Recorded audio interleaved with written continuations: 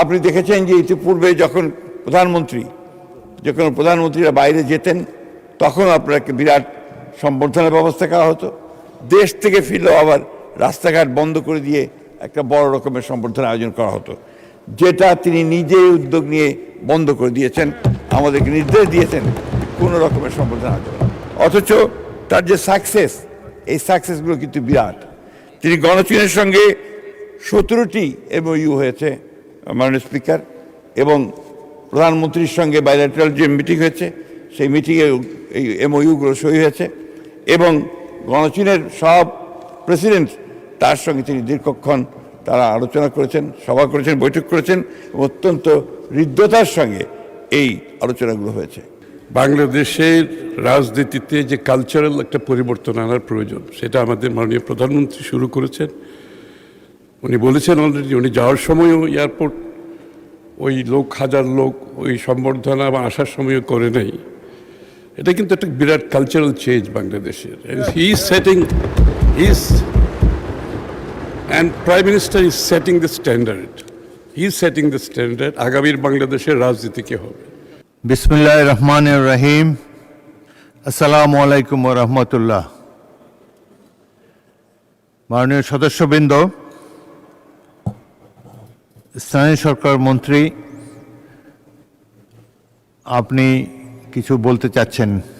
Speaker, আপনাকে ধন্যবাদ। আমি একটি ধন্যবাদ প্রস্তাবনার জন্য দাঁড়িয়েছি। মাননীয় স্পিকার, আমাদের প্রধানমন্ত্রী এবং সংসদ নেতা দীর্ঘকাল পরে একটি গণতান্ত্রিক সরকারের প্রতিনিধিত্ব করে প্রায় 18 বছর ফ্যাসিজমের যে একটা সময় গিয়েছে, তারপরে তিনি এই 4 মাসের সরকার গঠন করা 4 মাসের মাথায় বাংলাদেশের প্রতিনিধিত্ব হয়ে মালয়েশিয়া এবং চীন সফর করেছেন, গণচীন সফর করেছেন, এবং এই সফরটি বাংলাদেশের জন্য অত্যন্ত গুরুত্বপূর্ণ ছিল।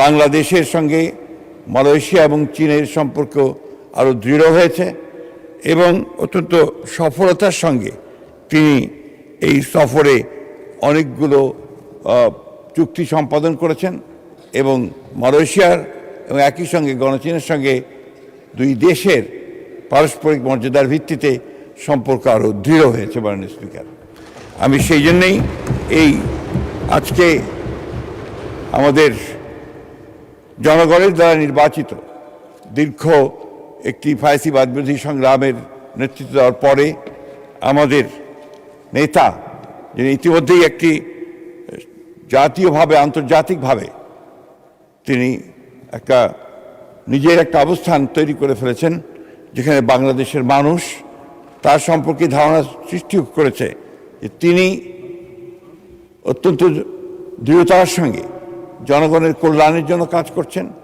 এবং পুরনো সমস্ত খারাপ জিনিসগুলোকে বাদ দিয়ে নতুন দৃষ্টান্ত সৃষ্টি করছেন। যেমন মাননীয় স্পিকার, আপনি দেখেছেন যে ইতিপূর্বে যখন প্রধানমন্ত্রীরা বাইরে যেতেন তখন আপনাকে বিরাট সম্বর্ধনার ব্যবস্থা করা হতো। দেশ থেকে ফিরলেও আবার রাস্তাঘাট বন্ধ করে দিয়ে একটা বড় রকমের সম্বর্ধনা আয়োজন করা হতো, যেটা তিনি নিজেই উদ্যোগ নিয়ে বন্ধ করে দিয়েছেন, আমাদেরকে নির্দেশ দিয়েছেন কোনো রকমের সম্বর্ধনা আয়োজন। অথচ তার যে সাকসেস, এই সাকসেসগুলো কিন্তু বিরাট। তিনি গণচীনের সঙ্গে 17টি MOU হয়েছে মাননীয় স্পিকার, এবং প্রধানমন্ত্রীর সঙ্গে বাইলেটারাল যে মিটিং হয়েছে সেই মিটিংয়ে এই MOUগুলো সই হয়েছে, এবং গণচীনের সব প্রেসিডেন্ট তার সঙ্গে তিনি দীর্ঘক্ষণ তারা আলোচনা করেছেন, সভা করেছেন, বৈঠক করেছেন, অত্যন্ত হৃদ্যতার সঙ্গে এই আলোচনাগুলো হয়েছে। বাংলাদেশের সঙ্গে মালয়েশিয়া এবং গণচীনের যে সম্পর্ক, এটা আরও দৃঢ় হয়েছে, এবং বাংলাদেশের অর্থনৈতিক উন্নয়নে তারা তাদের ভূমিকা অক্ষুণ্ণ রাখবেন। শুধু নয়, তারা এটাকে আরও বাড়াবেন, সম্প্রসারিত করবেন। আমাদের যে সমস্যাগুলো রয়েছে বিভিন্নভাবে, সেই সব সমস্যাগুলোর সঙ্গে তারা সমস্যার সমাধানের চেষ্টা করবেন। এমনকি রোহিঙ্গা সমস্যার ব্যাপারেও সমাধানের ইঙ্গিত তারা দিয়েছেন, এবং সেই ব্যাপারে তারা উদ্যোগ গ্রহণ করবেন বলেও জানিয়েছেন।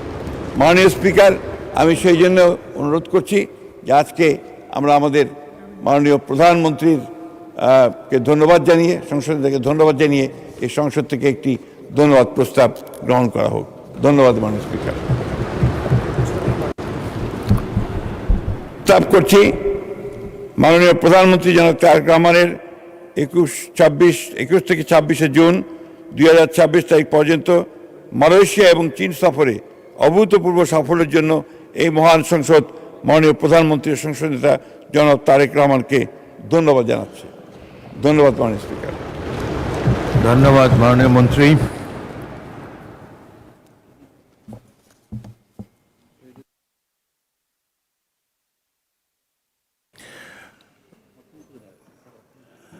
মাননীয় এক সেকেন্ড আমি বলি, মাননীয় প্রধানমন্ত্রীর সাম্প্রতিককালে মালয়েশিয়া এবং চীন সফর সম্পর্কিত যে প্রস্তাবটি স্থানীয় সরকার মন্ত্রী সংসদে উত্থাপন করেছেন, সেটি সংসদে এই ধন্যবাদ প্রস্তাব হিসাবে সংসদে উত্থাপিত হলো।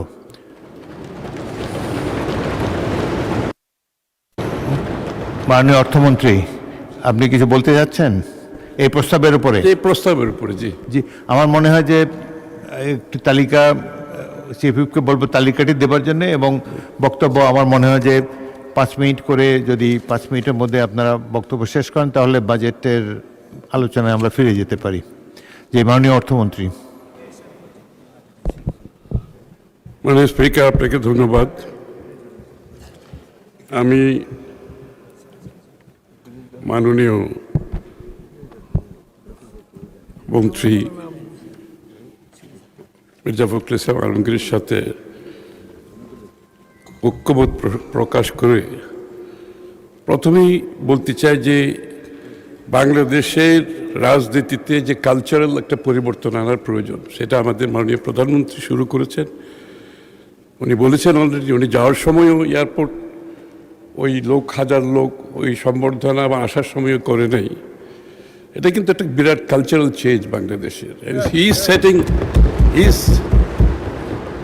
And Prime Minister is setting the standard. He is setting the standard. আগামীর বাংলাদেশের রাজনীতি কি হবে। দ্বিতীয় কথা হচ্ছে মাননীয় স্পিকার, ওনার যে ভ্রমণ মালয়েশিয়া এবং চায়নাতে, এই ভ্রমণটার ভিত্তি ছিল আমাদের পররাষ্ট্রনীতির যে ভিত্তি তার উপর করে, যে আমাদের সাথে প্রত্যেকটি দেশের সম্পর্ক হবে on mutual respect, on mutual interest, one of non-interference এবং স্ট্র্যাটেজিক অটোনমি, আমাদের নিজস্ব অটোনমির ভিত্তিতে। মাননীয় প্রধানমন্ত্রীর এই ভিজিট সেটা প্রমাণ করেছেন। আমাদের অন্য দেশের সাথে সম্পর্কের যে যে যে বেঞ্চমার্ক, উনি সেটা আবার কনফার্ম করেছেন, যেটা বিএনপির রাজনীতিতে সবসময় ছিল, যেটা শহীদ প্রেসিডেন্ট জিয়াউর রহমান সাহেব যেটা স্টাবলিশ করেছিলেন, প্রত্যেকটি দেশের সাথে আমাদের সম্পর্ক হবে এই মানদণ্ডের উপর। আমরা কোথাও কম্প্রোমাইজ করব না। আমাদের সাথে প্রত্যেকটি দেশের যে সম্ভাবনা আছে, সেটা অর্থনৈতিক হোক, অন্য কোনো জেটে হোক, সেই সম্ভাবনাকে সম্পূর্ণ কাজে লাগিয়ে আমার ইন্টারেস্টে, আমার দেশের ইন্টারেস্টে, আমার জনগণের ইন্টারেস্টে কাজে লাগানোর জন্য আমরা মাল্টিল্যাটারালিজমের যে ফরেন পলিসি পারসু করেছি বিএনপির রাজনীতি শুরু থেকে এখন পর্যন্ত, উনি সেই ধারা অব্যাহত রেখেছেন। মালয়েশিয়াতে আমাদের শ্রমবাজারের একটা বড় ইন্টারেস্ট রয়েছে, মালয়েশিয়ার সাথে আমাদের এনার্জির একটা বড় ইন্টারেস্ট রয়েছে, এবং অন্যান্য ট্রেড ইন্টারেস্ট রয়েছে, ট্রেড অ্যান্ড ইনভেস্টমেন্ট ইন্টারেস্ট রয়েছে। চায়নার সাথে আমাদের এগেইন বিভিন্ন অবকাঠামোগত উন্নয়নের ব্যাপারে, চায়নার সাথে বিশাল ট্রেড আমাদের সাথে, actually they are the largest trade partner of Bangladesh. এবং এইটাকে আরও কীভাবে বাংলাদেশের পক্ষে যে ট্রেড গ্যাপ যেটা আছে চায়নার সাথে, এটা আমরা আরও কীভাবে সেখানে রপ্তানি বাড়াতে পারি, সেই ব্যাপারেও আলোচনা হয়েছে মাননীয় স্পিকার। তো আমি মনে করি এই ভিজিটে উনি যে একটা বেঞ্চমার্ক, যে মানদণ্ড স্থাপন করেছেন, এটা আগামীর বাংলাদেশের রাজনীতিতে শুধু নয়, বিশ্বের সাথে বাংলাদেশের কি সম্পর্ক হবে সেটা নিশ্চিত করেছে। আপনাকে ধন্যবাদ মাননীয় স্পিকার।